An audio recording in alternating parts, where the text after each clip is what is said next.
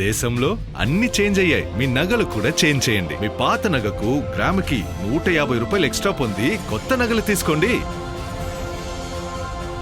అదే తక్కువ తరుగుకు మీ లలితలో మాత్రమే.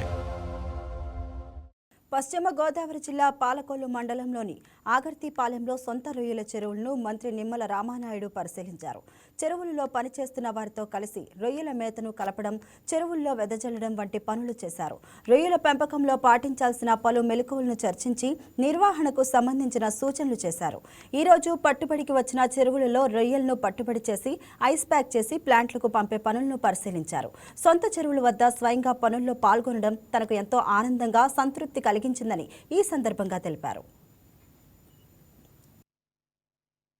చెరువులు బాగు చేసుకుని లైమ్ అప్లై చేసుకుని సీడు పోసిన దగ్గర నుంచి వాటరు సాయిలు మేనేజ్మెంట్ చేసుకుంటూ ఉరుములు మెరుపులతో అకస్మాత్తుగా వచ్చేటువంటి వర్షాలు ఒక పక్కన, మొండు టెండలు వడగాల్పులు మరొక పక్కన, ఇటువంటి ప్రకృతి ఆటుపోట్లను తట్టుకుంటూ చెరువులకి నిరంతరం కూడా కరెంటును అందించుకుంటూ రాత్రి పగలు హార్నెస్లు శ్రమించి ఆ రొయ్యలను పండించినటువంటి రైతుకు రొయ్యల ధర నిర్ణయించేటువంటి శక్తి లేదు. కానీ ఆ రొయ్యలకు ఉపయోగించేటువంటి ఆ యొక్క మేత, అదేవిధంగా సీడు, ప్రాసెసింగ్ ప్లాంట్స్ వాళ్ళు మాత్రం వాళ్ళ ఉత్పత్తులకి ధరలు నిర్ణయించుకునేటువంటి పరిస్థితి ఉంటూ ఉంది.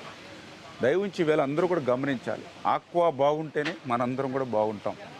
ఈవేళ ఈ దేశానికి అత్యంత విదేశీ మార్క ద్రవ్యం అందించేదే ఈవేళ ఆక్వా. ఎందుకు నేను ఈ మాట చెప్తూ ఉన్నానంటే, గత 30 సంవత్సరాలుగా నేను కూడా 1995 ఆ రోజు ఆక్వా నేను కూడా చెరువులు ప్రారంభించాను రైతుగా. ఆ రోజు నుంచి ఈ రోజు వరకు చూస్తూ ఉన్నాం. చెరువులు బాగుండి పట్టుబడులు బాగా వస్తే రేట్లు అమాంతం తగ్గించేస్తారు ప్లాంట్స్. అదే పట్టుబడులు లేవు, చెరువుల్లో సరుకు లేదు అనుకుంటే రేట్లు కొంత పెంచి మళ్ళీ రైతులకు ఆశ కల్పిస్తారు. అదేవిధంగా ఫీడ్ కంపెనీలు వాళ్ళకి లాభాలు బాగా వస్తే ₹1 తగ్గిస్తారు.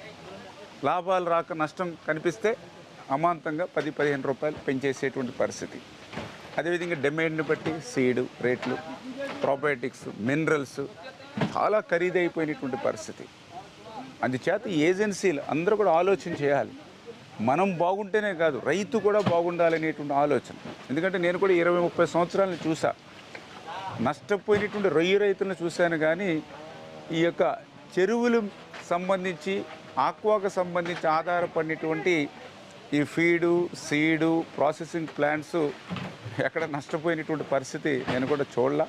అంచేత మనం ఒక్కరమే లాభాలు కాకుండా మనం ఎవరి మీద అయితే రైతు మీద ఆధారపడేమో ఆ రైతుకు కూడా లాభాలు ఇచ్చే విధంగా ఉంటే మీరు మేము 10 కాలాల పాటు ఆక్వా చల్లగా ఉంటుంది. అందుకే ఈరోజు ఈ ప్రభుత్వం కూడా, గతంలో చంద్రబాబు నాయుడు గారు ₹3.85 కరెంటు ఉంటే ఆ రోజు ₹2 తగ్గించడమే కాదు, మళ్ళీ ఈరోజు అధికారంలోకి వచ్చాక ₹1.5 కరెంటుని ఆక్వా, నాన్ ఆక్వా జోను 10 ఎకరాలు పైబడి నిబంధనలు తీసి అందరికీ కరెంట్ ఇస్తూ